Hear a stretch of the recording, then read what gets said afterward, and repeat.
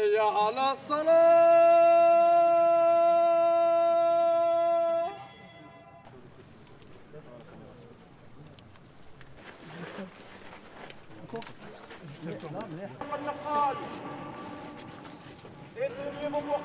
الله أكبر.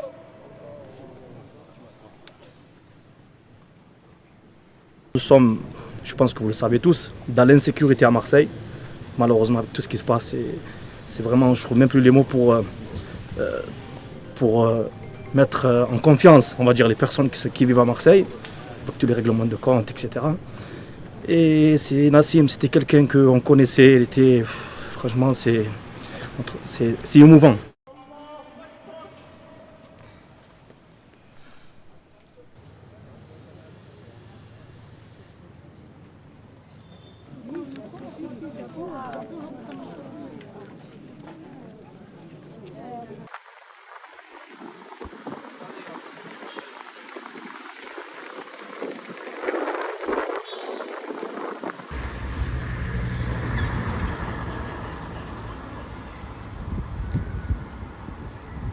En fait, on est dans un film d'horreur. Alors des films d'horreur à Marseille, on a l'habitude, hein, il faut se dire les choses, ça fait longtemps qu'on a vu des films d'horreur. Mais des films d'horreur à ce niveau-là, avec une telle jeunesse, très honnêtement, moi, de mémoire de policier marseillais, 23 ans de service ici, je n'avais jamais vu.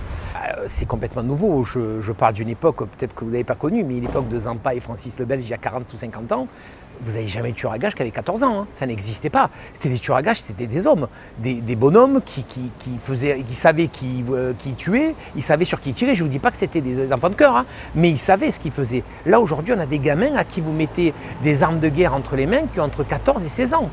La notion de vie, elle n'existe pas, ils n'ont rien connu dans leur vie, à part la délinquance, et ils se retrouvent à exécuter une tâche absolument la plus horrible dans ce monde, c'est-à-dire tuer quelqu'un.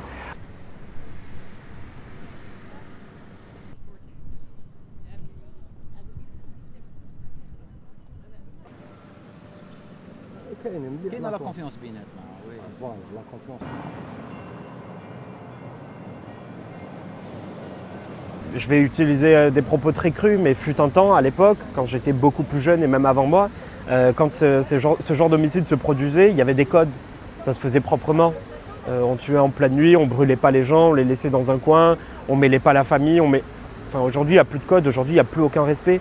Aujourd'hui, les réseaux s'organisent, puisque ça devient des cartels internationaux. Ils vont chercher des enfants à Nîmes, à Lyon, à Paris, à Bordeaux, dans d'autres villes, pour que les jeunes n'identifient pas les têtes de réseau et que s'ils se font attraper, ils n'ont aucun élément à donner puisqu'ils ne sont pas de la ville. Et finalement, ces jeunes qui viennent d'ailleurs, ils n'ont pas de code.